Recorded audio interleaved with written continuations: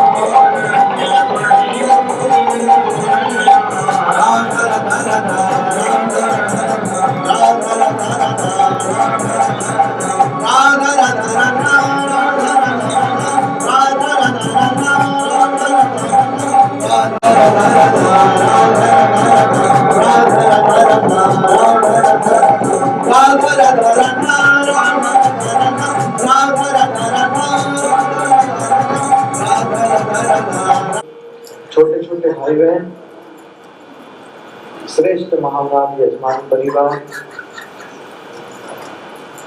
भगवान की विशेष कृपा का फल है जो कथा हमको सुनने के लिए मिल रही है। आप सभी श्रोताओं के हृदय में जो परमात्मा विराजमान है, उनके लिए मेरा वंदन नमन। शर्मा परिवार के ऊपर भगवान की विशेष कृपा बरस रही है, जो इतना सुंदर अनुष्ठानात्मक कार्य सत्संग इनके द्वारा हो रहा है। कल के कथा सत्संग में हमने श्रवण किया कि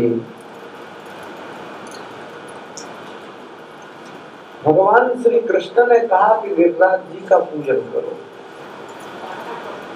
प्रतिवर्ष पूजन होता था इंद्र देवता का,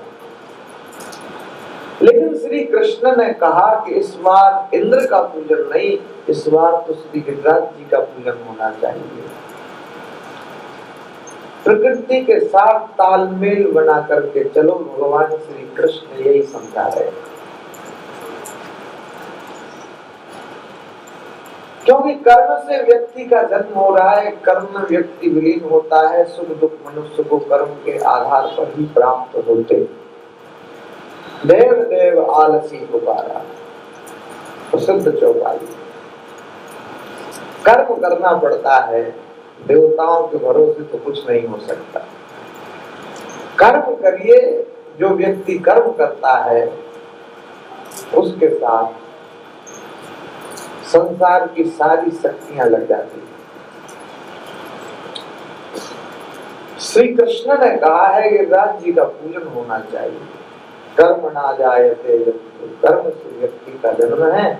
कर्म ने विलीयते, कर्म में विलीन हो जाता है। सुखम दुखम भयम चैवम कर्म ने वाविपत्यते, सुख दुख मनुष्य को कर्म के आधार पर ही प्राप्त होते। बहुत सारे देश ऐसे भी हैं जो इंद्र को जानते नहीं, तो इंद्र के हिसाब से तो भूखे ही मर जाते। ऐसा नहीं है। तो समय पर बारिश होगी, समय पर सर्दी पड़ेगी,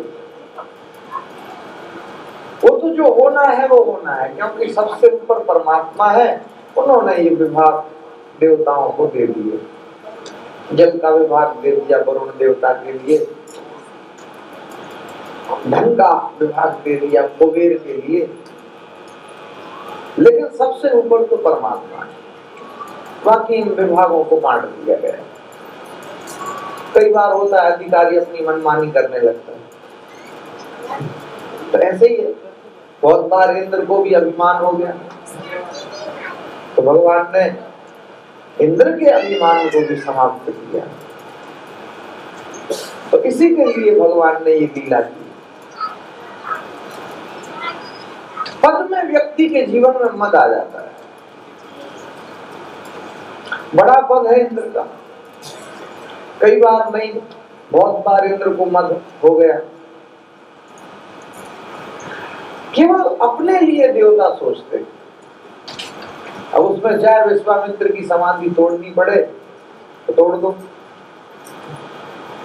चाहे उसमें नारद जी की समाधि तोड़नी पड़े तो कामदेव से कहते कि तुम वो भी तोड़ दो, चाहे उसमें भगवान शिव की समाधि तोड़नी पड़े तो उसमें भी पीछे नहीं हटते, वो भी तोड़ दो।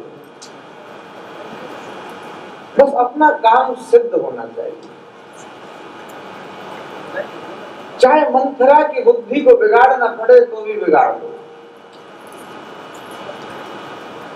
लेकिन सबसे ऊपर परमात्मा है।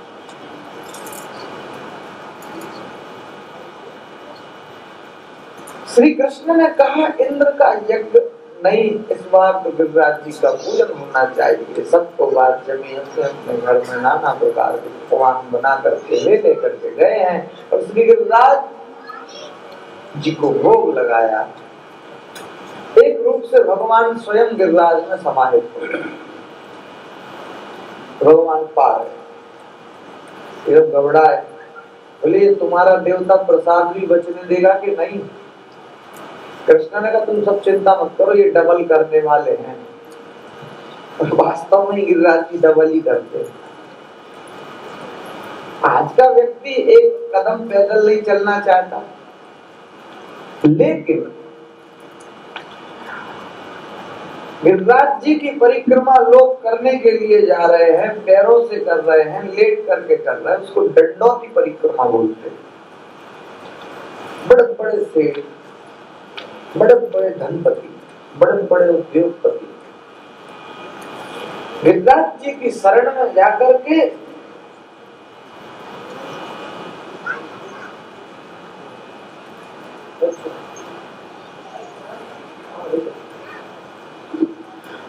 तो गिरिराज जी तो ऐसे सब डबल करने वाले हैं, डबल कर दो। कृष्ण ने कहा चिंता मत करो, सब भोग लगा करके लौटे थे अपने अपने घर में। इंद्र को पता चला तो क्रोध आया, आ नहीं था। निमंत्रण देकर के सामने से भोजन की थाली हटा ली जाए तो सामने वाले को क्रोध आता ही है। सेम सिचुएशन इंद्र देवता की थी। प्रतिवर्ष यज्ञ होता था, किंतु अब यज्ञ नहीं हुआ, इंद्र को क्रोध आया और उसने अपनी शक्ति का दुरुपयोग किया।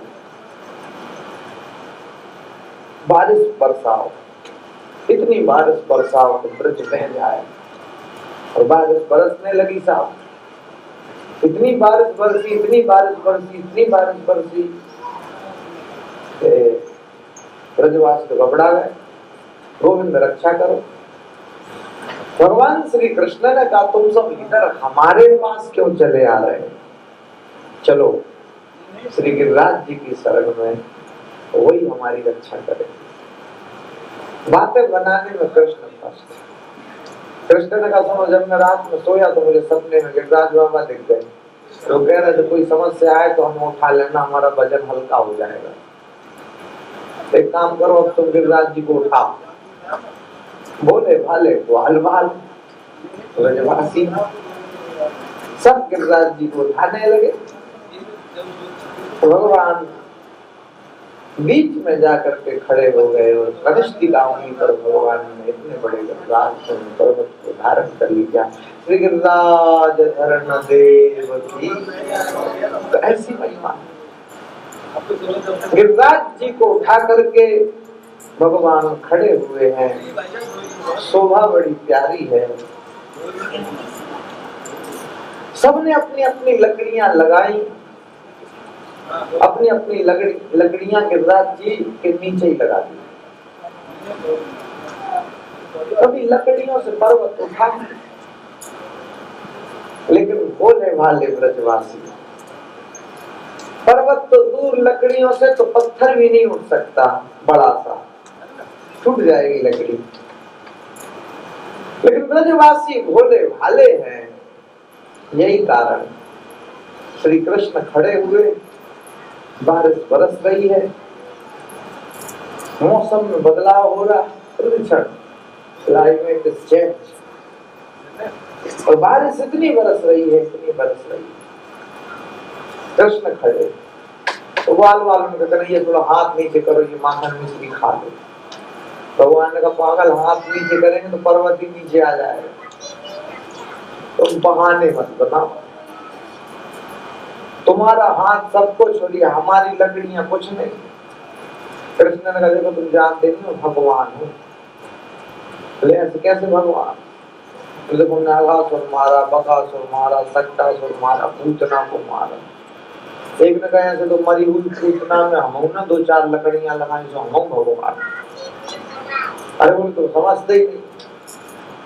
बोले हम सब समझते बहाने, छोड़ो हाथ नीचे करो, ठीक संभालना। सबने और कस के पकड़ ली लकड़ियां, और जैसे ही कृष्ण ने हाथ नीचे किया, पट पट पट पट पट पट पट पट पट पट लकड़ियां टूटने लग गई। कन्हैया कन्हैया कन्हैया बचाओ बचाओ बचाओ। भगवान ने पुनः हाथ ऊपर कर दिया। श्री बांके बिहारी लाल की। तो ऐसी महिमा है भगवान की। कनिष्ठ का उंगली पर भगवान के राज धरण को लेकर के खड़े हुए हैं, और कनिष्ठिका उंगली पर भगवान गिरिराज धरण पर्वत को लेकर के खड़े हैं। अद्भुत महिमा है। सब ब्रजवासी भगवान का दर्शन कर रहे हैं। 7 दिन 7 रात्रि पर्यंत बारिश हुई, इतनी घनघोर बारिश हुई कि यहाँ तक कि इंद्र देवता ने समंतक मेघों के लिए आदेश दे दिया कि जाओ जा करके बरसो। हालांकि समंतक मेघ जो होते हैं वो ऐसे नहीं बरसते, वो तो जब संसार में प्रलय काल लाना पड़ता है तभी समंतक मेघ बरसते। तो स्वयंतक मेघ जैसे ही बरसे, बारिश पर बारिश हो रही है, बारिश पर बारिश हो रही है। 7 दिन 7 रात्रि पर्यंत बारिश चली। जिस समय भगवान ने ये लीला की, सुखदेव जी महाराज कहते हैं उस टाइम पे कृष्ण की उम्र भी मात्र 7 वर्ष ही थी। वृंदावन से गिरिराज जी की दूरी 7 ही कोस है, मथुरा से गिरिराज जी की दूरी भी 7 ही कोस है, वर्षा में से गिरिराज जी की दूरी भी 7 ही कोस है, और नंदगांव से गिरिराज जी की दूरी भी 7 ही कोस है। और गिरिराज जी की परिक्रमा भी 7 ही कोस की है, और गंगापुर से गिरिराज जी की दूरी भी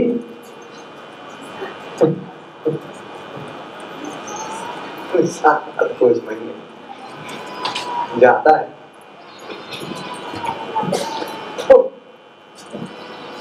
अच्छा एक खेल खेलते जल्दी, 3 तक गिनती के, एक कलर ले लो मन में, 1 2 3, पता है कौन सा लिया? लाल।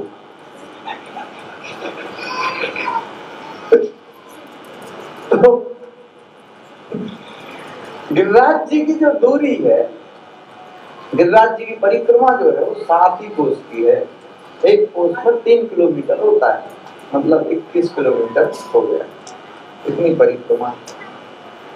तो 7 वर्ष भगवान की उम्र, 7 ही दिन 7 ही रात्रि पर्यंत बारिश हुई, बारिश हुई, बारिश हुई। लेकिन ब्रज में इंद्र ने देखा तो धूल उड़ रही है। इंद्र देवता ने कहा नजदीक से देख के आओ। जो इंद्र के पास नजदीक को, वास्तव में ही धूल उड़ रही है। धूल उड़ रही है, आखिर मामला क्या है? वो समझ में तो आ नहीं रहा। आखिर इतना सारा पानी था, वो पानी कहाँ गया, ये भी बहुत सोचने की बात। और इसके पहले एक भूतकाल की घटना है, इतिहास की बात। कैसे? ऐसा हुआ कि जब राम जी ने रावण को मारा तो सीता जी को लौट करके ले आए अयोध्या।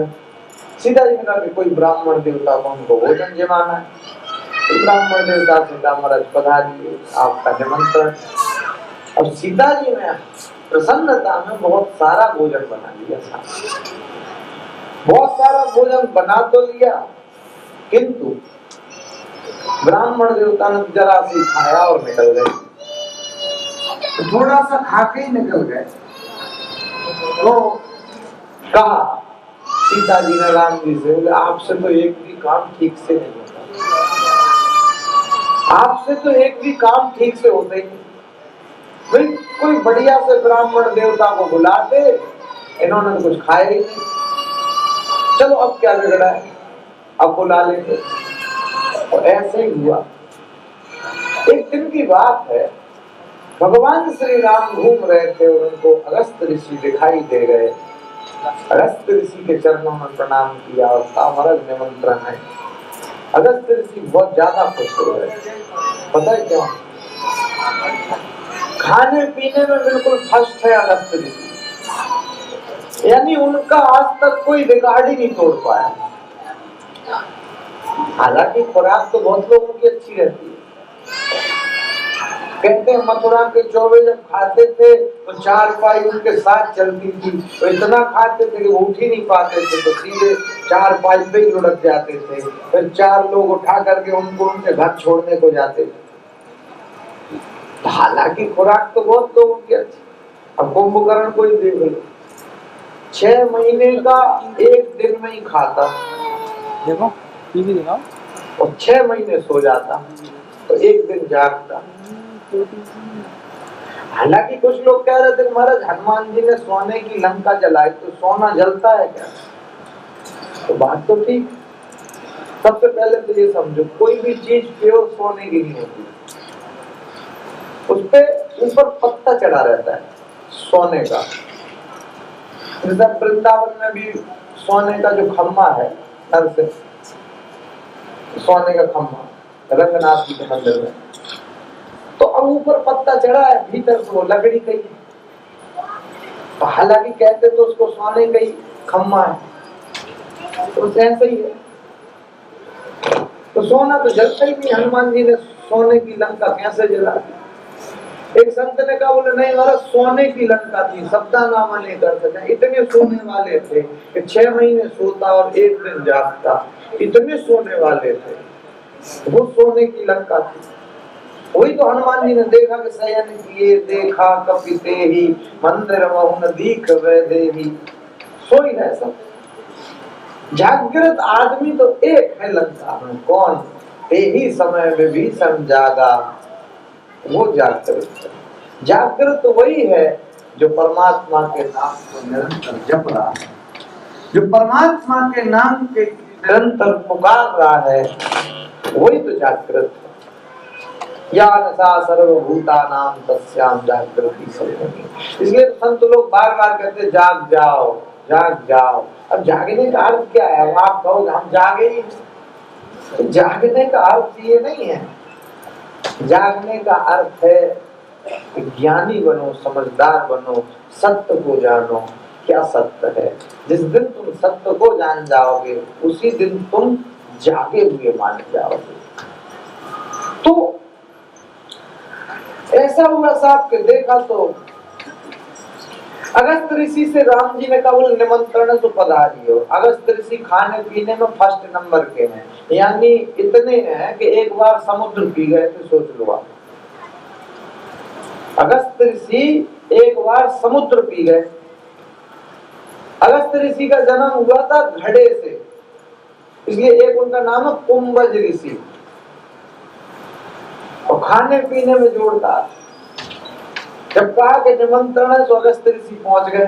सीता जी ने देखा बूढ़े से महात्मा है, एक पाव आटा खूब है, लेकिन जो बाबा जी खाने को बैठे तो खाते ही जा रहे, खाते ही जा रहे, खाते ही जा रहे। भोजन समाप्त हो गया। सीता जी ने दास दासियों से थोड़ी जल्दी जल्दी हाथ चलाओ। बाबा जी जो बैठे तो खाते ही जा रहे, खाते ही जा रहे। आटा फिर खत्म हो गया। सीता जी ने कहा फिर जल्दी पूरी बनाओ।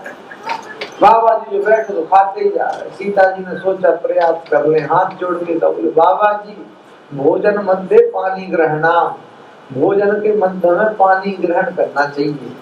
बोले हाँ हाँ बेटी कोई बात नहीं, अपने ही तो घर है, मध्य तो आने दो, अभी तो ठीक से हमने शुरू ही नहीं किया। सीता जी तो आप घबराए, अभी शुरू नहीं किया तो खत्म कब करेंगे? तो तुरंत जितने कर्मचारी थे सबको बुलाया, बोले भैया सब लग जाओ लाइन में, सब बनाओ भोजन। जितने कर्मचारी थे सब लगे महल के। बाबा जी तो जो खा रहे सो खाते ही जा रहे, खाते ही जा रहे, खाते ही जा रहे। सीता जी सारे में पूछ रही राम जी से, यही मिले थे? राम जी भी कह रहे हम क्या करें, तुम नहीं तो कहा। अगस्त ऋषि भी सारे में राम जी से पूछ ही लेते, रहने दें कि चलने दें। राम जी भी कहते नहीं चालवा दो, अनलिमिटेड। बाबा जी जो बैठे तो बैठे ही बैठे। अभी तो एक पूरी के तो टुकड़े नहीं करते थे, अब तो सीधी शुरू कर दी। सीता जी तो घबरा गए, भोजन फिर समाप्त हो गया, क्या करें? तुरंत अयोध्या वालों को सूचना दिया जल्दी आ जाओ। क्या है? जल्दी आ जाओ सब, भंडारा। नहीं नहीं बनाएंगे सब, वो खाएगा एक। अयोध्या के लोगों ने सोचा कि मजाक कर रहे हैं, ऐसे थोड़ी ना होता है। अयोध्या के लोग आ गए, परिस्थिति तो यही थी, सारी अयोध्या के लोग बना रहे और बाबा जी अकेले ही खा रहे। बाबा साहब बैठे हैं, बस खाते ही जा रहे, खाते ही जा रहे। तो परोसते परोसते परोसते सीता जी परेशान। अयोध्या के लोग भी थक गए, बोले माता क्षमा करो। अब सोचा क्या करें, बाबा साहब का तो पेट ही नहीं भर रहा, तो बहुत परेशान बन गए। तो सीता जी ने तुरंत स्मरण किया गणेश जी का। बोले माता क्या हुआ, अर्जेंट चले आओ। इतने जल्दी? रिद्धि सिद्धि को भी ले आना। ठीक है। अब गणेश जी तो अस्त्र शस्त्र लेके आ रहे, कोई लड़ाई झगड़ा हो गया जब ये अर्जेंट बुलाया। गणेश जी आ तो गए, अस्त्र शस्त्र हाथ में, माता को प्रणाम किया। जानकी माता से पूछा क्या आज्ञा है? बोले बेटे ये अस्त्र शस्त्र तो एक तरफ रख दो और पूरी बनाओ। गणेश जी ने कहा ठीक है, जैसी आज्ञा माता। रिद्धि सिद्धि पूरी भेजती, गणेश जी पूरी निकालते, सीता जी पूरी परोसती, राम जी बैठे बैठे देख रहे। गणेश जी भी पसीना पसीना हो गए और बाबा जी का पेट ही नहीं भर रहा। वो तो जो खा रहा तो खाते ही जा रहे, खाते ही जा रहे, खाते ही जा रहे। थोड़ी देर में तो ऐसा हुआ साहब कि बाबा जी का पेट भरा, उन्होंने कहा बस एक पूरी और ले आओ। गणेश जी कह रहे माता क्षमा करो, अब नहीं होगा। सीता जी ने कहा एक ही पूरी की बात, एक ही का। हाँ, भोजन कौन कर रहा है ये तो बता दो। भोजन तो कर रहे हैं अगस्त ऋषि गणेश जी भी प्रसन्न हो गए, चलो इनका पेट भर गया, बहुत बड़ी बात मानो। तो ऐसे अगस्त ऋषि थे। तो राम जी ने भोजन तो करा दिया, लेकिन हाथ जोड़ करके राम जी समक्ष खड़े। बोले सूत्र ये है कि भोजन आधा और पानी ज्यादा। जितना भोजन करना चाहिए उससे डबल पानी पीना चाहिए। तो अब सोच रहे हैं कि जब इतना इन्होंने खाया है तो पानी कितना पिएंगे, यानी अयोध्या में तो पानी की कमी हो जाएगी। एक नदी बहती है, उसका नाम है सरजू, अयोध्या में। बोले वो नदी वगैरह सब सूख जाएगी, क्योंकि अब इतना पानी पिएंगे। राम जी ने हाथ जोड़ करके कहा, बोले अभी तो हम आपको जल ग्रहण नहीं करा सकते, हाँ कृष्ण अवतार में हम आपको जल ग्रहण कराएंगे।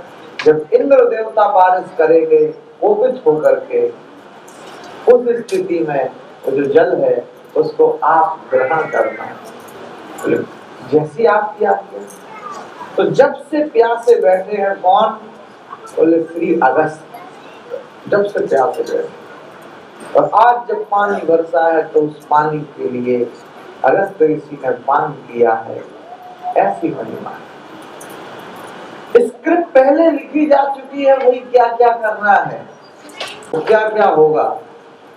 ये भी पता है कि इंद्र को गुस्सा आएगा और इंद्र कोपित होकर के बारिश बरसाएगा, और वो जो बारिश का जल है उसको आपको पान करना है।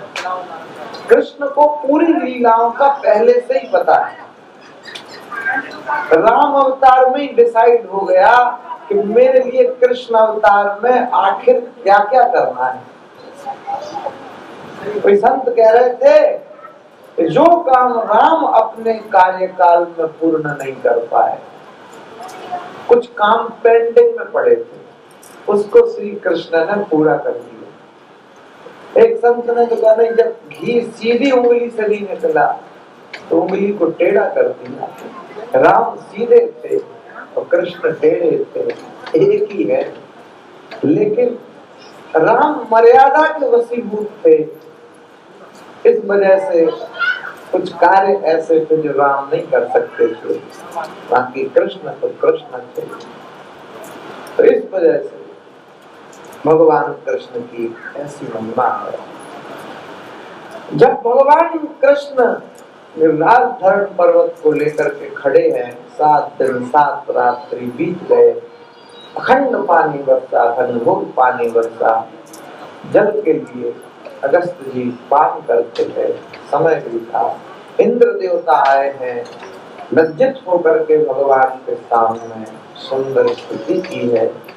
श्री कृष्ण की सुंदर स्तुति की।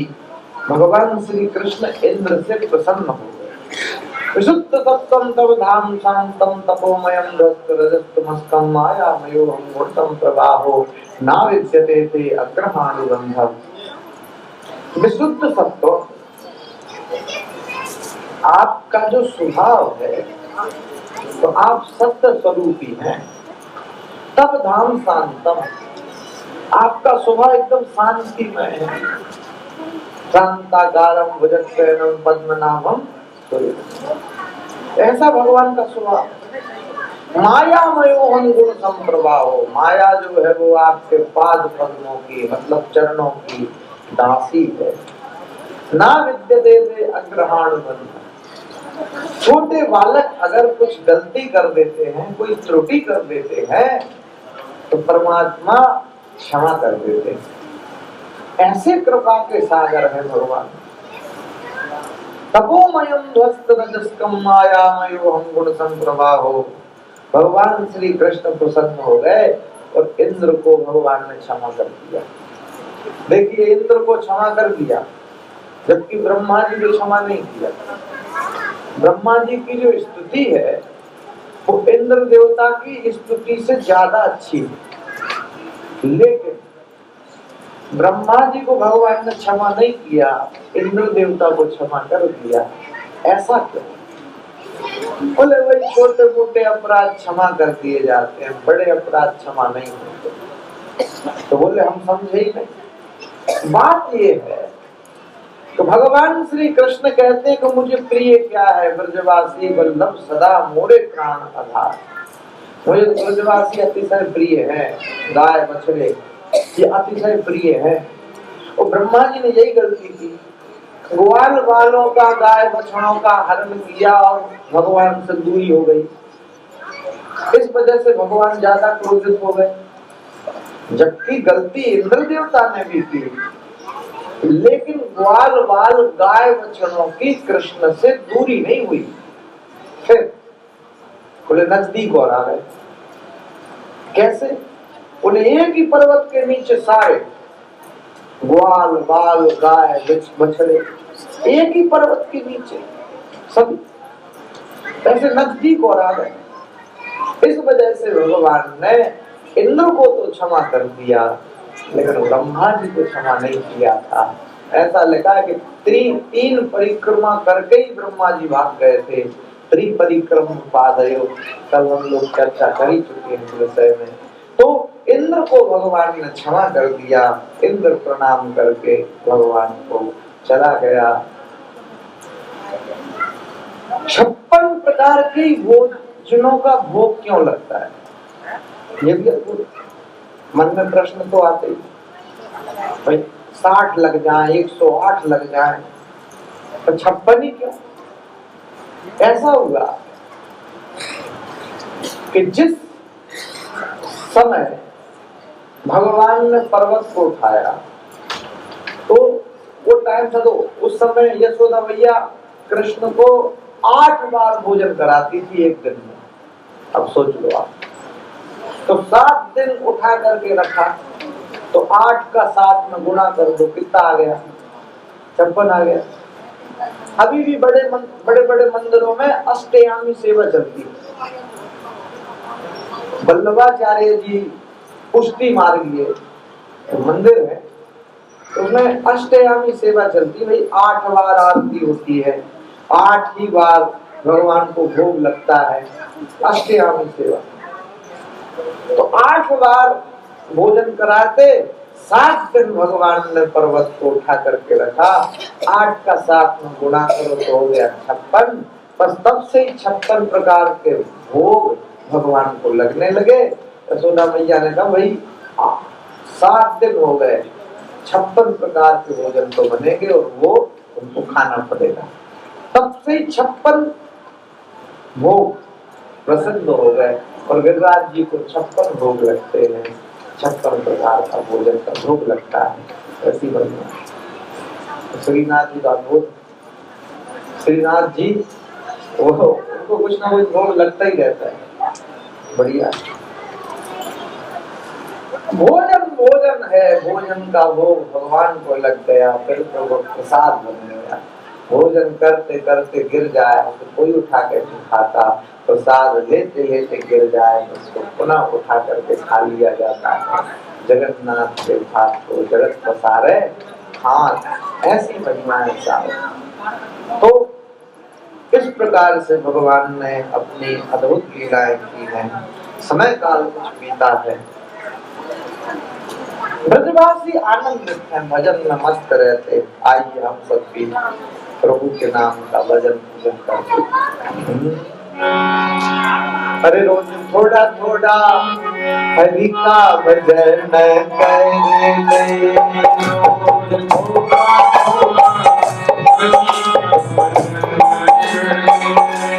हरि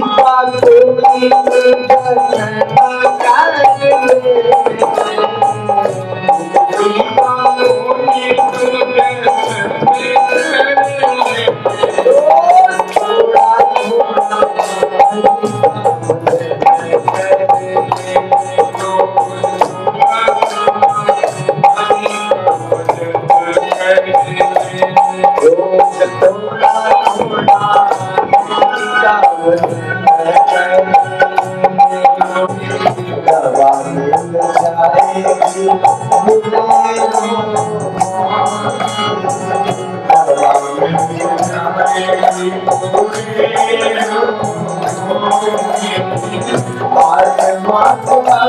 कोई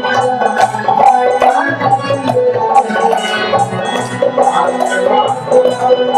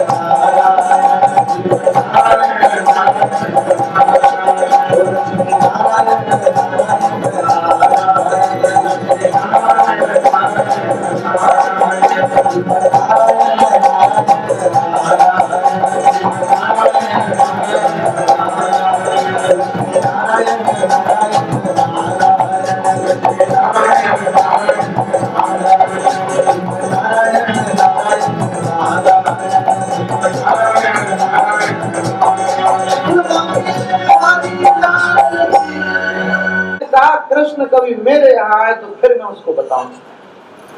फिर देवर ने सुना, बात कृष्ण से कह दी। तो कृष्ण का CID था, बोले मेरी भाभी तुम्हारे बारे में ऐसा बोल रही। तो कृष्ण ने सुना, अरे वो तो जा पहुंचे, वो तो उधर पनघट पे। और कृष्ण जैसे ही गए तो घर तो खाली था, पुराना जमाना, कुंडी थी, ताला वाला तो चलता नहीं, खोल करके सब भीतर प्रवेश कर गए।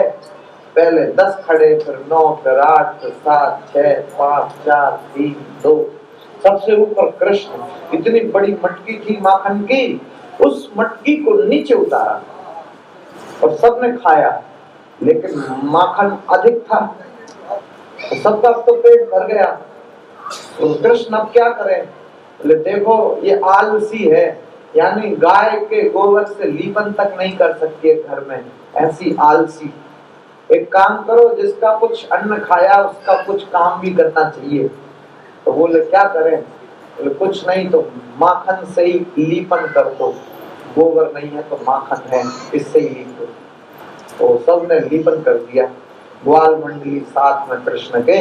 ऐसे लगता है मानो मार्बल बिछ गया, सफेद ऐसे लगता। और सबने बढ़िया लीप के और बाहर जाके छुप गए और देखने लगे छुप के। तो उधर से तो प्रभावती आ रही और एक घड़ा तो ऊपर है पानी भर के, और उसके ऊपर भी एक घड़ा है, और एक हाथ में ले रखा है चरी। और जैसे उसने द्वार खोले, जैसे ही उसने पहला पैर रखा, नीचे तो माखन था, उसका पैर हुआ स्लिप और वो सामने वाली दीवार में जाके लगी।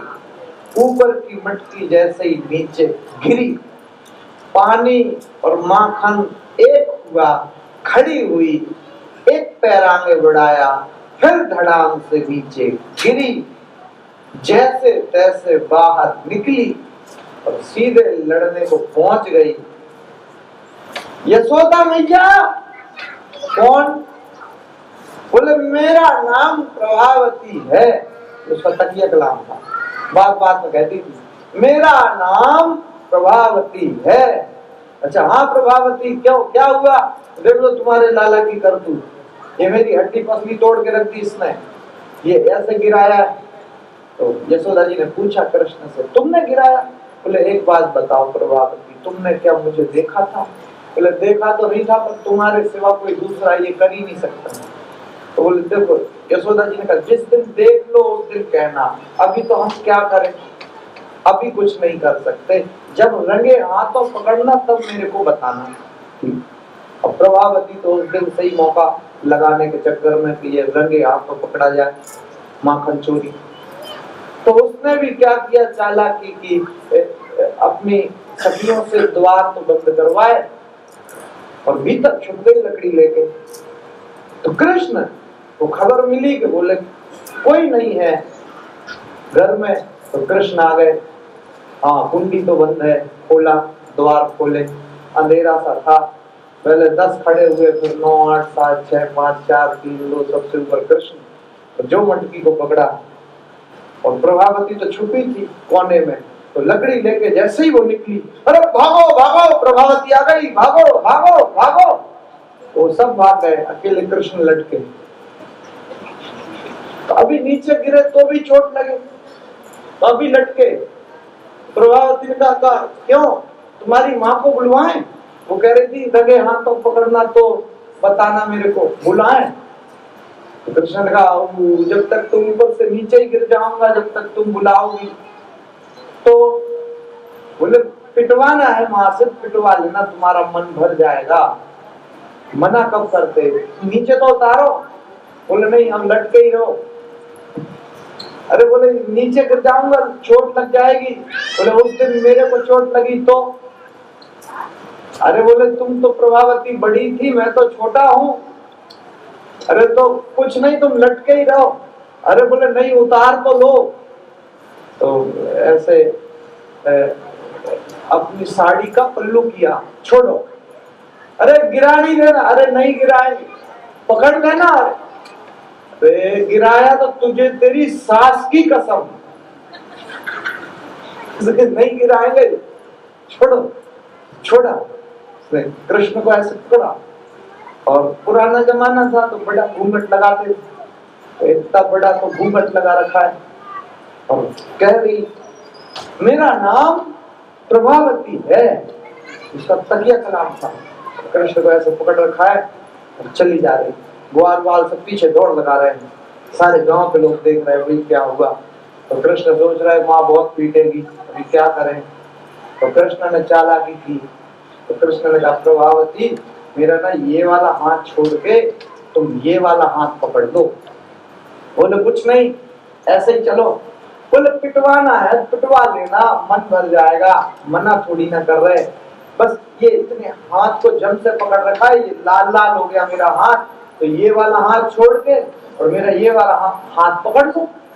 प्रभावती को दया सी आई, कृष्ण रोने लगे, उसने ये वाला हाथ छोड़ा, तो उसका देवर पास में जा रहा था, कृष्ण ने उसका हाथ उसको पकड़ा दिया।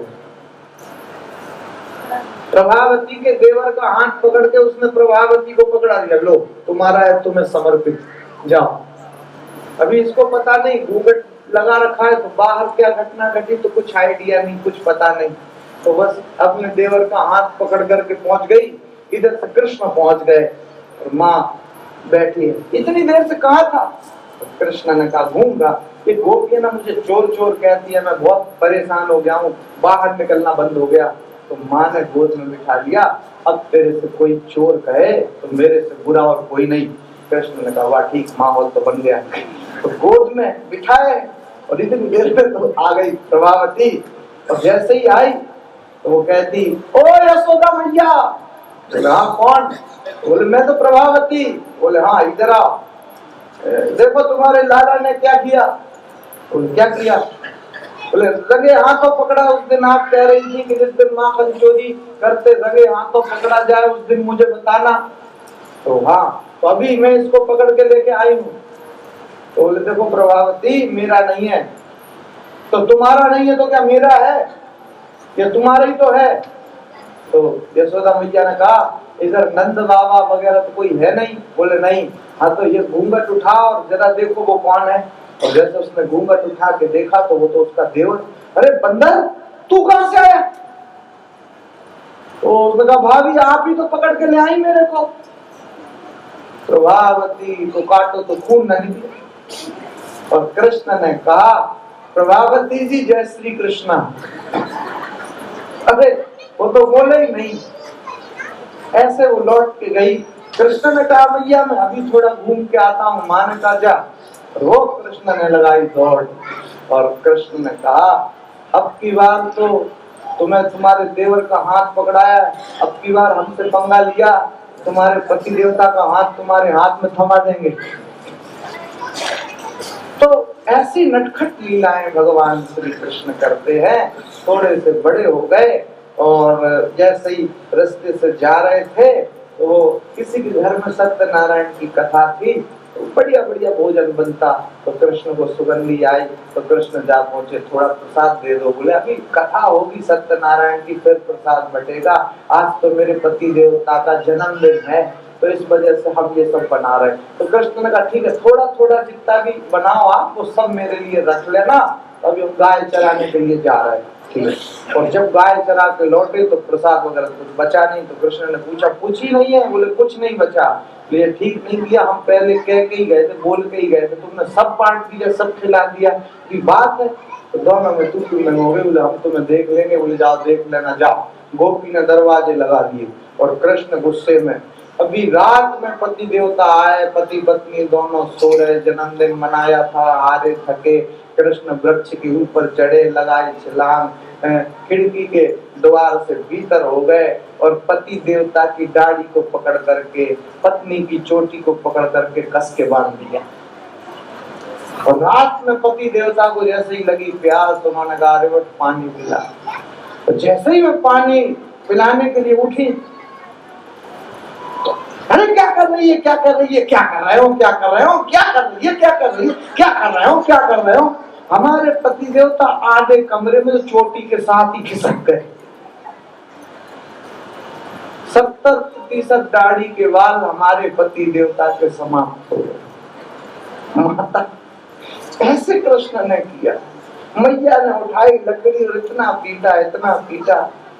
नटखट नटखट लीलाएं भगवान श्री कृष्ण करते हैं।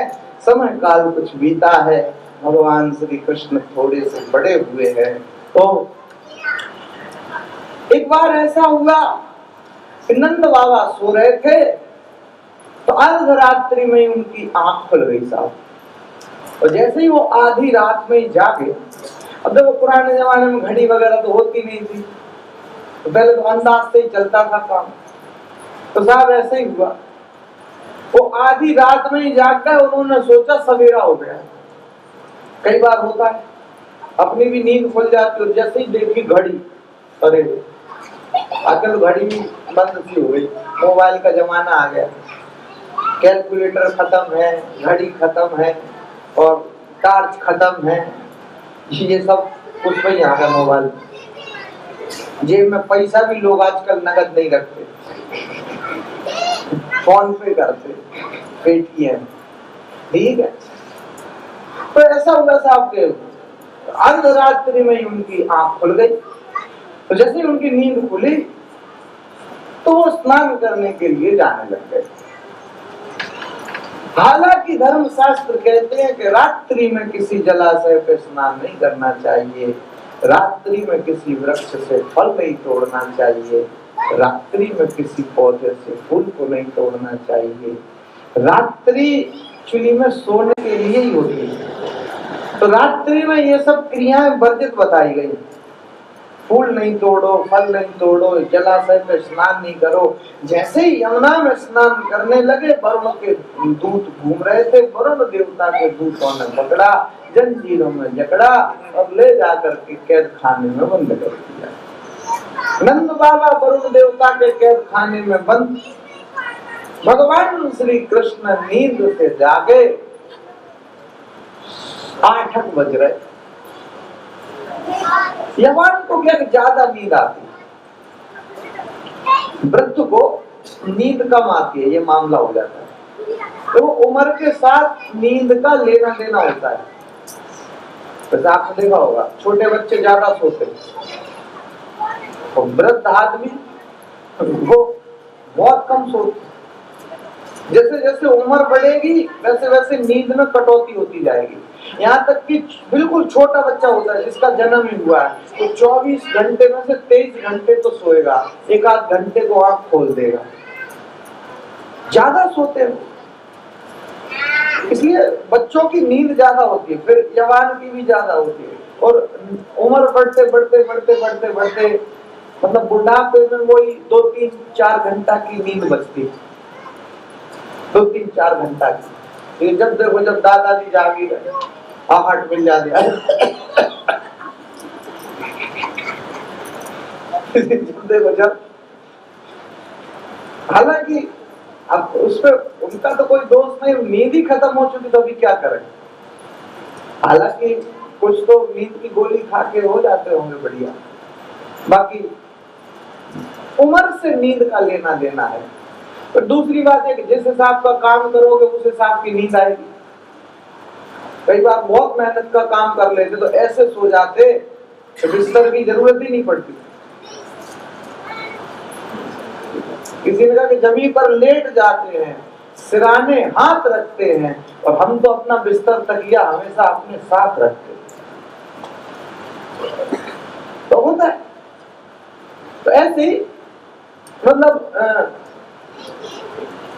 कृष्ण उठे और पूछा, वो नंद बाबा नजर नहीं आ रहा, वो कहाँ है? हमें क्या पता। तो वो तो आज आधी रात में ही उठ के चले गए। तो कृष्ण ने सोचा पहले कहाँ गए होंगे, तो ध्यान लगा के देखा तो वरुण देवता के कैद खाने में बंद है। तो कृष्ण जा पहुंचे, अरे आपने मेहनत की, हमें बुला लेते, हम खुद चले आते। भगवान ने कहा क्या रे, काम थोड़ा इतना अर्जेंट था, जरूरी था कि हमको ही आना पड़ा। अच्छा तो आदेश करो, तो जिनको आपने कैद खाने में बंद करो तो हमारे पिताजी। अच्छा हमें मालूम नहीं था, क्षमा कर दो। भगवान का चलो कोई बात नहीं, तो मैं जानकारी नहीं थी, तो उनको मुक्त कर दो। तो इसी बहाने आप हमारे वरुण लोक में आ ही गए, यही हमारा सौभाग्य है। कृष्ण के चरणों में प्रणाम किया, सुंदर स्तुति वासुदेव। कृष्ण प्रसन्न हुए। कृष्ण कृष्ण महाभाव, सुंदर स्तुति। नंद बाबा को साथ में लेकर के लौट करके भगवान श्री कृष्ण आए हैं। इस प्रकार से समय काल कुछ बीता है और शरद पूर्णिमा की रात करी आई। उस समय भगवान श्री कृष्ण ने अपनी बांसुरी को उठा करके जैसे ही बजाना प्रारंभ किया, कृष्ण की बांसुरी अद्भुत। पद्म पुराण में ऐसा लिखा, भगवान शिव ही कृष्ण की बांसुरी बन गए। बंसी तू भगवान रुद्र, रुद्र ही कृष्ण की बांसुरी बन गए। अद्भुत। और जैसे कृष्ण बांसुरी को बजाने लगे,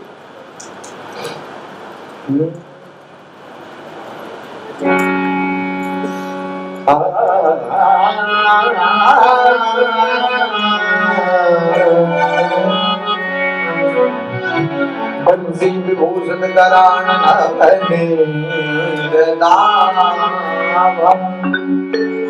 पीतांबरां तरुणबिंब फलाधरो पूर्णेन्दु सुंदरं खादरविन्दनेत्रा कृष्णात् परमतिमपि तत्त्वं न जाने।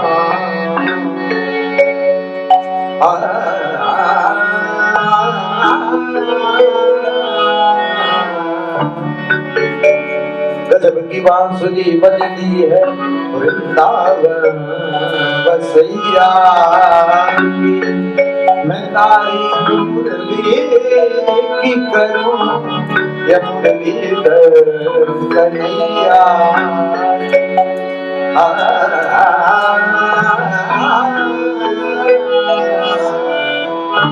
चमक नर हरि बंसी बजावे सीता ने सवरिया कि गजरा गिर गया जमुना तट।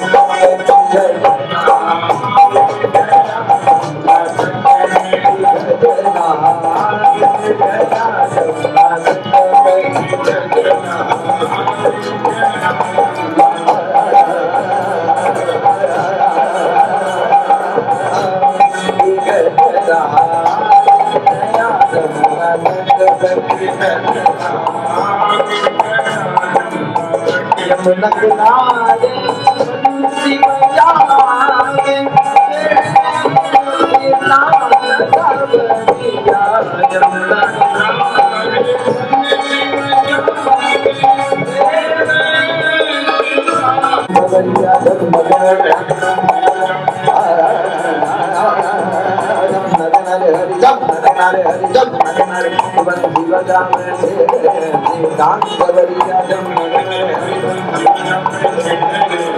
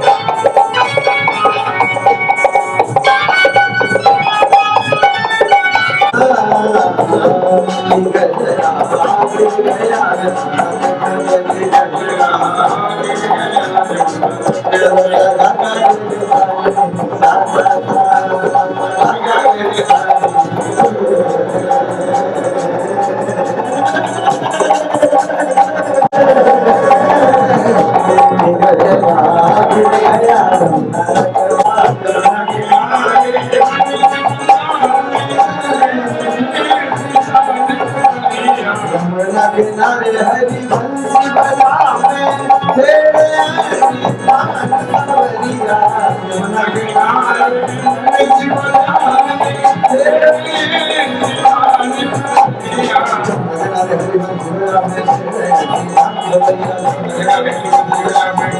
सीता सवरिया, गजरा गिर गया जमुना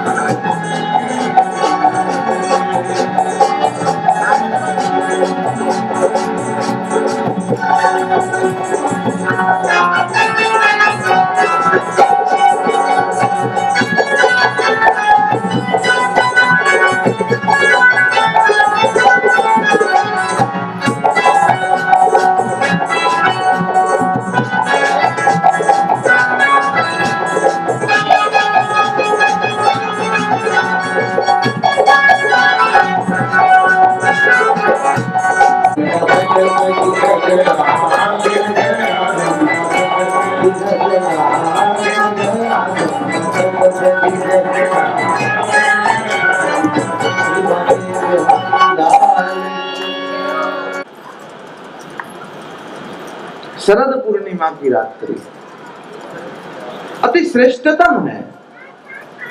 संसार में 2 रात्रियां श्रेष्ठ हैं। हालांकि ऐसे तो बहुत सारी रात्रियां हैं, नवरात्रि भी है, शिवरात्रि भी है, किंतु बहुत सूक्ष्म दृष्टि से देखो तो 2 रात्रियां, एक शरद पूर्णिमा की रात्रि है, दूसरी अमावस्या की रात्रि। अमावस्या की रात्रि बहुत ज्यादा काली और शरद पूर्णिमा की जो रात्रि चंद्रमा उस दिन पूर्ण हो जाता है, इसलिए उसका नाम है शरद पूर्णिमा। हुआ है भगवान ने अपनी बांसुरी को उठाया है और जैसे ही बांसुरी तो कृष्ण की आज भी बज रही है, लेकिन सबको सुनाई नहीं देती, बहुत महत्वपूर्ण। कोई सुन पाता है, जैसे हालांकि कंपेयर नहीं करना चाहिए, लेकिन मीरा और मीरा की पूरी भक्ति मूर्ति के ऊपर ही आधारित है। हालांकि बहुत पंथ मतांतर कहते हैं कि मूर्ति पूजा से मूर्ति पूजा में कुछ नहीं है, लेकिन मीरा की पूरी भक्ति जो है वो मूर्ति के ऊपर ही आधारित है। हालांकि सबके विचारों का सम्मान है, अच्छी बात, लेकिन मूर्ति पूजा साधारण नहीं। इतिहास को कैसे बदलोगे आप? स्मरण कराऊंगा एकलव्य के लिए, उसने द्रोणाचार्य को देखा नहीं था,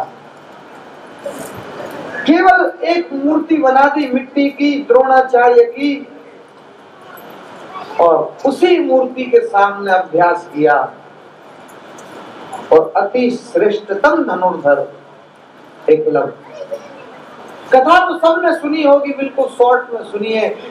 द्रोणाचार्य अपने शिष्यों की परीक्षा लेने के लिए जंगल में गए, कौन सा मेरा श्रेष्ठ शिष्य सबसे अच्छा धनुष बाण चलाता है। जंगल का मामला, कुत्ता भौंकने लगा, अर्जुन जब तक बाण निकालता तब तक तो एकलव्य ने इतने बाण चला दिए कि कुत्ते के मुंह में वो बाण भर गए, भौंकना बंद हो गया, कुत्ते को बिल्कुल भी चोट नहीं आई।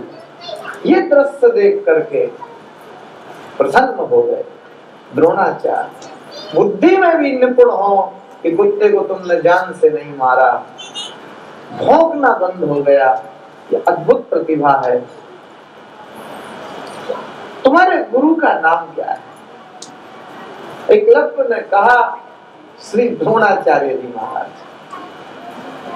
द्रोणाचार्य ने कहा कि कोई और भी द्रोणाचार्य है, तुम मिले हो? बोले नहीं मिले, एक मूर्ति बनाई थी मिट्टी की, उसके सामने मैंने अभ्यास प्रारंभ किया। बोले तो द्रोणाचार्य मैं ही हूँ।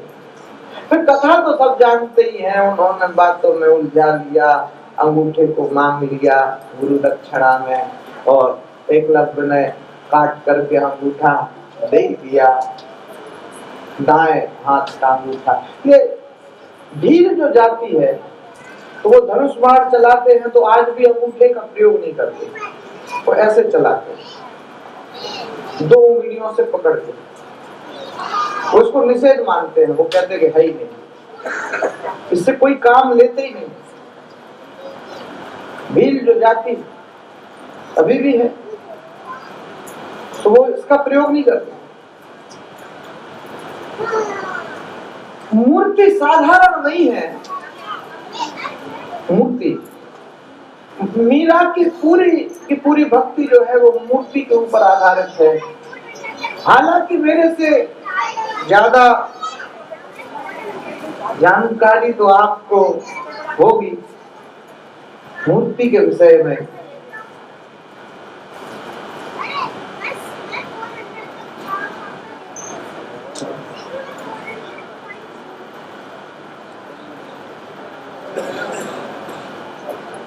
जी ने पूजा को देखा और देखते ही साथ कहा मुझे वो मूर्ति चाहिए।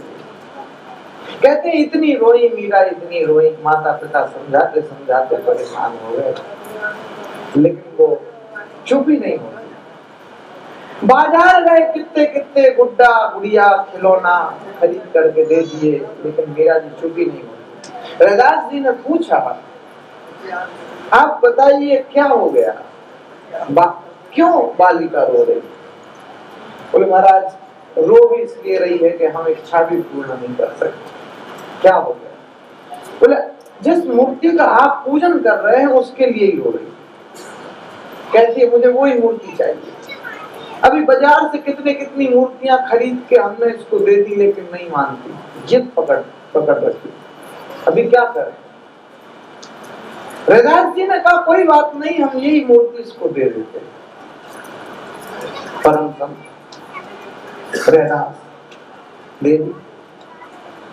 फिर तो मूर्ति के साथ मीरा का तालमेल ऐसा हुआ कि कहीं जाना है तो मूर्ति को साथ में ले लिया, भोजन भी करना है तो पहले मूर्ति को भोजन करा दिया, फिर स्वयं ने कर लिया। अगर सोती भी है तो मूर्ति को बाजू में सुला लेती। जैसे बुड्ढे बुढ़ियों का खेल हो जाता है, ऐसे मीरा को कृष्ण की मूर्ति से प्रेम हो गया। और हम कहेंगे एक दिन ऐसा हुआ, किसी की बारात आई थी, माताएं अट्टालिका से झरोकों से झांक करके दूल्हे को देख रही थी, बींद बोलते। मीरा जी ने भी देखा कितना सुंदर है बींद। तो माँ मेरा बींद कहाँ है, मेरा दूल्हा कहाँ है? तो कुछ शब्द तो आया नहीं, वो मूर्ति हाथ में थी, तो माँ ने कह दिया बेटे तुम्हारा बींद तो यही है, तुम्हारा दूल्हा तो यही है। बस उस दिन से तो और लगाव बढ़ गया, मेरे तो गिरधर गोपाल दूसरो ना कोई। लेकिन संसार में आए हैं तो संसार के हिसाब से रहना पड़ता है। अभी क्या करें, नहीं चलती। मना तो मीरा ने बहुत किया, लेकिन घर वालों ने नहीं सुनी। विवाह तो हुआ। चित्तौड़ भोजराज मीरा जी के पति का नाम था, तो स्मरण होगा। तो अलग की पूजा पाठ के लिए मना नहीं किया भोजराज ने, करो। एक अच्छा मंदिर बनवाया था। अभी भी आप कभी चित्तौड़ जाओ तो मीरा मंदिर के नाम से प्रसिद्ध है। ऊपर गढ़ में भीतर तो मीरा मंदिर व्हाइट कलर का बना, तो अच्छा बना है।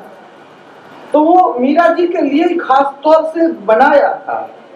तो मीरा जी उसी मंदिर में बैठ करके भजन पूजन जब तब करती थी। समय बीत रहा। अब आप कुछ भी कहें, भोजराज की मृत्यु हो गई, एक दुखों का पहाड़ भी टूट गया, सत्ता परिवर्तन हो गया, राणा के पद पे विक्रम बैठ गया और उसको भी ईर्षा होने लगती। हालांकि ईर्षा चलती रहती है। हमसे तो लोग कम मिलने आते हैं, इनसे मिलने लोग ज्यादा आते हैं। ये मीरा जी से मिलने के लिए दूर दूर से गांव से लोग आते थे। तो चिढ़ होने लगी, इतने लोग मेरे से मिलने नहीं आते, उससे आते। फिर आप सबको तो कथा पता है, प्रतिबंध लगाए गए। कक्ष के अंदर से पुरुष की आवाज, द्वार खोलो, कौन है, सर्च करो, खोजो, कोई नहीं, मूर्ति।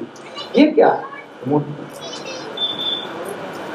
या तो ये मूर्ति यहाँ रहेगी या तुम यहाँ रहोगे।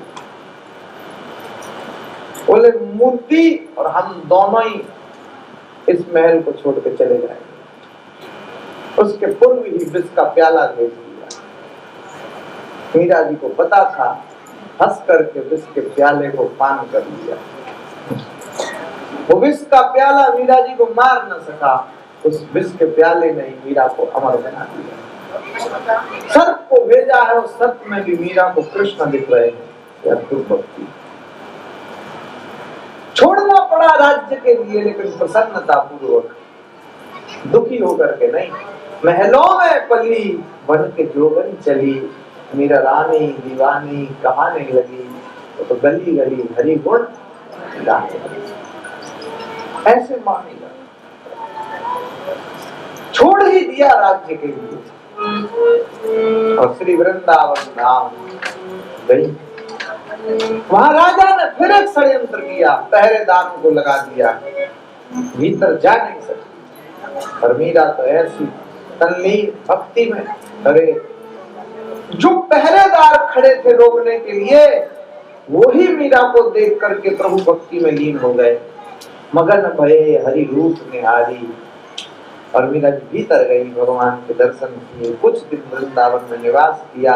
यात्रा प्रारंभ थी और फिर श्री द्वारिका में मीरा जी ने विश्राम लिया। द्वारिका देश की महिमा।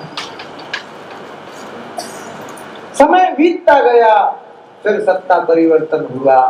राणा के पद पे उदय सिंह आए और उनको जानकारी मिली, तो उन्होंने कहा मीरा को सम्मान पूर्वक लेके आओ।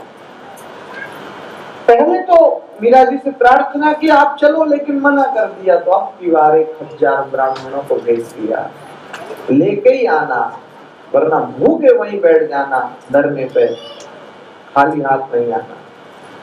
1000 ब्राह्मण प्रार्थना की मीरा से, चलो मेवाड़। मना किया नहीं, वो भूखे बैठ गए, खाना नहीं खाते, भोजन नहीं करते, पानी नहीं पीते। मीरा जी ने कहा मेरे कारण ये सब इतने भूखे बैठे, प्यासे बैठे, तो ठीक नहीं, चलना पड़ेगा। भगवान द्वारिकाधीश से प्रार्थना की, तो चलिए, अकेले तो हम नहीं जाएंगे। भगवान द्वारिकाधीश ने कहा ठीक है, तुम चलो, पीछे हम आते हैं। मीरा जी पैदल पैदल चल रही है और भगवान भी रथ पर विराजमान होकर के चलने लगे।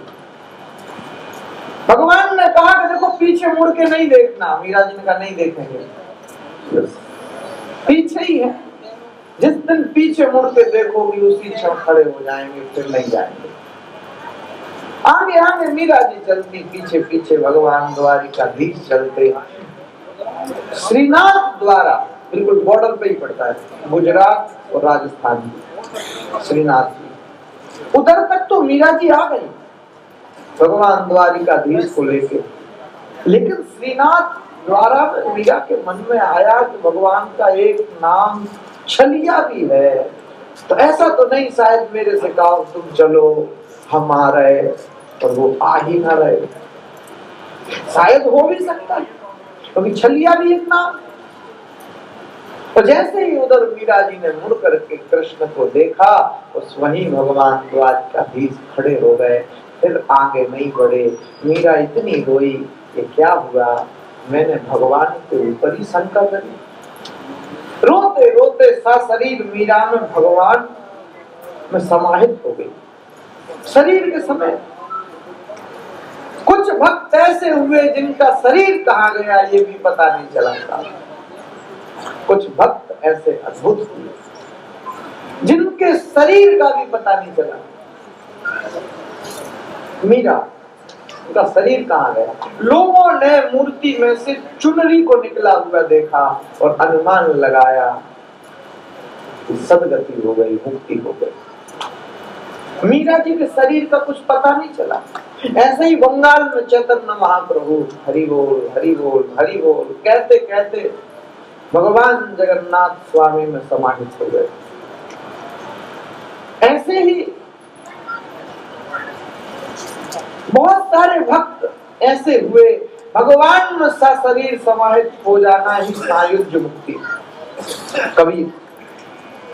कबीर के शरीर का भी कुछ पता नहीं चला। अपने समय के अद्वितीय संत कबीर, जन्म तो काशी में हुआ, शिक्षा दीक्षा सब काशी में ही हुई।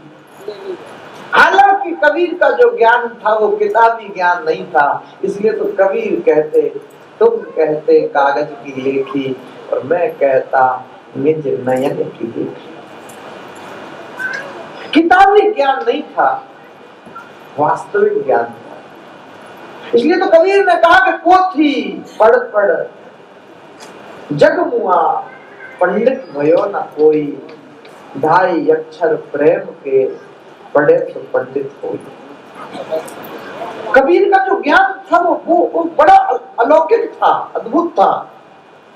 पढ़े नहीं, लिखे नहीं, लेकिन ज्ञान तो अद्भुत था।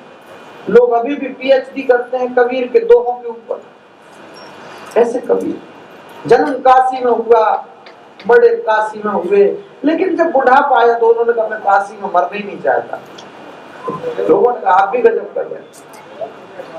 आदमी तो ये कहता है कि चलो ठीक है बुढ़ापा आ गया, मरेंगे तो काशी में मरेंगे, और मान्यता ऐसी कि जो काशी में मरता तो सीधे भगवान के धाम को जाता।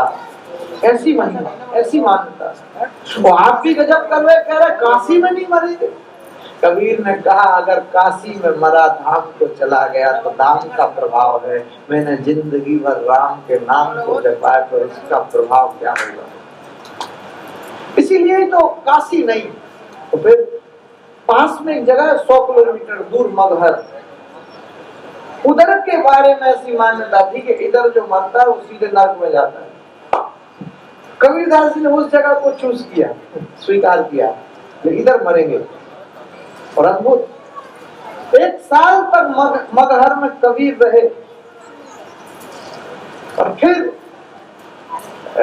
हालत बिगड़ने लगी, हिंदू मुस्लिम इकट्ठे होने लगे, लड़ रहे हैं। मुस्लिम कह रहे हैं हम जमीन में गड्ढा खोद के इनको रखेंगे, और हिंदू कह रहे हैं हम जलाएंगे। आपस में लड़ रहे, और कुछ ही क्षण में जब प्राणांत हुए तो शरीर भी गायब हो गया, केवल एक कमल का फूल रहा था। अभी लड़ो, अभी करो, क्या करना है। अब कमल के फूल को ना तो जमीन में गाड़ा जा सकता है, ना अग्नि में जलाया जा सकता है। अद्भुत। कुछ भक्त ऐसे हुए हैं जिनके शरीर का ही पता नहीं चला, सारा शरीर भगवान में समाहित हो जाना। तुकाराम महाराष्ट्र में विठ्ठल विठ्ठल विठ्ठल विठ्ठल कहते कहते भगवान में ही समाहित हो गए, उनके शरीर का पता नहीं चला। मीरा ये अति श्रेष्ठतम भक्त है, जिन शिष्यों से गुरु की पहचान हो गई, ये वो शिष्य चमकते हुए आप देखोगे। रामानंदाचार्य श्री कबीरदास जी के गुरु जी, लेकिन उतने लोग रामानंदाचार्य को नहीं जानते जितने कबीर को जानते हैं। हाँ, भक्ति मार्ग में जो इंटरेस्ट रखता है वो तो रामानंदाचार्य को भली भांति समझता है, जानता है, लेकिन आम व्यक्ति से तुम पूछो कि रामानंदाचार्य को समझते हो, जानते हो, मना कर देगा नहीं। उससे कहो कबीर को जानते हो, कह देगा हाँ। कुछ शिष्यों से गुरु जाने गए, मीरा, और उनके गुरु रैदास। हालांकि रैदास को लोग उतना नहीं जानते जितना मीरा को जानते, क्योंकि छोटे बच्चे से तुम कहो कि रैदास को जानते हो, मना कर देगा। उससे कहो मीरा को जानते हो, वो हाँ कर देगा। कुछ वृक्षों से, कुछ फलों से वृक्षों को जाना गया, वो अति श्रेष्ठतम। कुछ शिष्यों से गुरु की पहचान हो गई। शंकराचार्य, उनके गुरु गोविंदाचार्य, अभी उनको कोई नहीं समझता, उनको कोई नहीं जानता, होंगे भाई कोई, लेकिन शंकराचार्य, उनसे उनके गुरु की पहचान हो गई। अद्भुत। तो मीरा का जो जीवन चरित्र है वो बड़ा अद्भुत। श्रीनाथ द्वारा में भगवान खड़े हो गए, मीरा जी सा शरीर भगवान में समाहित हो गई। कभी श्रीनाथ जी जाओ तो तुमको रथ भी देखने को मिलेगा। 2 रथ रखे उधर, 2 रथ, किसी से ही पूछ लेना, कोई भी बता देगा। श्रीनाथ जी को लेकर के आने वाली ही मां मीरा थी। इसलिए तुम देखो राजस्थान के लोग श्रीनाथ जी कम से कम जाते हैं, और गुजरात के लोग तो यानी हद कर देते। उधर तुमको भोजन भी गुजराती मिलेगा, जो गुजराती लोग पसंद करते हैं भोजन में, वही भोजन आपको श्रीनाथ जी में खाने को मिलेगा। वो खम्मन है, वो ढोकला है, वो वही सब मिलने वाला है। राजस्थान के लोग कम जाते, जबकि है राजस्थान में, लेकिन गुजराती लोग इतना आते। ये कोई द्वारिकाधीश है जिनको मीरा लेकर के आई। हालांकि बीच में कोई घटना न घटती, भगवान तो चित्तौड़ में ही विराजमान होते, लेकिन अब जहां परमात्मा को बैठना है बैठ जाते हैं। ये तो उनकी अपनी इच्छा है, अच्छी बात। तो इस प्रकार से वर्णन किया गया साहब। शरद पूर्णिमा की रात्रि है और भगवान अपनी बांसुरी को बजा रहे हैं। कृष्ण की बांसुरी बड़ी अद्भुत है, अद्भुत। बांसुरी में प्राय 3 गुण है। ये 3 गुण हमारे आपके अंदर आ जाएंगे तो हम भी भगवान को अतिशय प्रिय हो जाएंगे। सबसे महत्वपूर्ण बांसुरी का गुण अगर कुछ है तो वो यही है, रिक्तता, खाली। बांसुरी अंदर से बिल्कुल रिक्त है, खाली है, और हम अंदर से खाली नहीं है। दुर्गुण हमारे अंदर है, काम, क्रोध, लोभ, मोह, मद, मत्सर, अहंकार, ये ऐसे दुर्गुण हमारे अंदर हैं। यही समस्या है, इतने दुर्गुण। जीवन में जिस दिन ये दुर्गुण समाप्त हो जाएंगे, आप पूर्णता खाली हो जाएंगे, उसी दिन भगवत कृपा बरस जाएगी, उसी दिन भगवान की कृपा बरस जाएगी। इसलिए काम, क्रोध, लोभ, मोह, ये जो ग्रंथियां हैं, बांस में भी ग्रंथियां होती हैं, आपको पता होगा, और वो ग्रंथियां अलग करके ही बांसुरी को अंदर से खाली किया जाता है, तब ही बांसुरी बजती है। जिस दिन तुम्हारे जीवन की भी एक ग्रंथियां समाप्त हो जाएंगी, काम, क्रोध, लोभ, मोह, उसी क्षण महिमा हो जाएगी, उसी क्षण हम भगवान को अतिशय प्रिय हो जाएंगे। तो बांसुरी का प्रथम सूत्र तो यही है, बांसुरी अंदर से खाली है, काम करो, तुम भी भीतर से खाली हो जाओ, भगवान को प्रिय हो जाओ। ऐसी अद्भुत श्री कृष्ण की बांसुरी। दूसरी बांसुरी का गुण ये है कि बांसुरी को जब बजाते हैं, बांसुरी जब ही बजती है। मतलब क्या? जब बांसुरी को बजाते हैं तब ही बजती है, मतलब जब आवश्यकता हो तब ही बोलो, बेकार में मत बोलो। एक छोटे से बच्चे से मैंने पूछा, भोजन कर लिया? उसने कहा ये भी गजब। उन शब्दों को व्यर्थ में बर्बाद करता ही नहीं, जितनी आवश्यकता। जीवन में मौन सर्वश्रेष्ठ है। बोलते बोलते बोलते बोलते एक क्षण ऐसा भी आएगा जो बोलने का मन नहीं करेगा, वही आपके जीवन की परिपक्वता होगी। एक समय आता है जब मन करता है आप क्या बोले, कुछ बोलेंगे नहीं, वही परिपक्वता है। उस दिन तुम्हारे मौन में भी अद्भुत क्षमता आ जाएगी, शक्ति आ जाएगी। बांसुरी को जब बजाओ, बांसुरी जब बजती। तीसरा, बांसुरी मधुर बजती है, मतलब मीठा बोल। आजकल क्या है कि जीभ पे प्रतिबंध नहीं लगाते लोग, जीभ समस्या कर देती। ये रसना निकले तो समस्या, उगले तो समस्या, निकले तो अभी उल्टी सीधी चीजें खाए। भोजन हमेशा शरीर को देखते हुए करना चाहिए, स्वास्थ्य को देखते हुए करना चाहिए, स्वाद को देखते हुए नहीं करना चाहिए। आधे आदमी खाने पीने के कारण बीमार। आपने अंदाज लगाया होगा, जैसे ही शादी करके घर लौटते हैं और 2 बीमार हो जाते हैं। आप अंदाज लगाना, आप विवाह से घर लौटे के हो गए बीमार। आदमी भूखे रहने से बीमार नहीं होता, आदमी तो खा करके बीमार होता है। और आजकल तो मिलावटी युग चल रहा है साहब, क्या बताएं। उगले तो समस्या है रसना के साथ, निगले तो समस्या है। निकलेगा तो उल्टा सीधा, तो पता है यार शुगर है लेकिन फिर भी मिठाइयां, तो जिहवा के साथ है तो समस्या। हालांकि ऐसे मीठा खाते जाएंगे लेकिन चाय उन्हें फिर फीकी चाहिए। तो ये एक व्यक्ति के साथ नहीं, ये जितने लोगों को डायबिटीज है उन सबके साथ सेम सिचुएशन है। ऐसे रसगुल्ला खाएंगे, सब खाएंगे, पर चाय उन्हें देखो सब फीकी चाहिए। तो जितने डायबिटीज के रोगी हैं सबके साथ समस्या, ठीक है। तो निकले तो समस्या, अब उगले तो समस्या। जीभ पर कंट्रोल।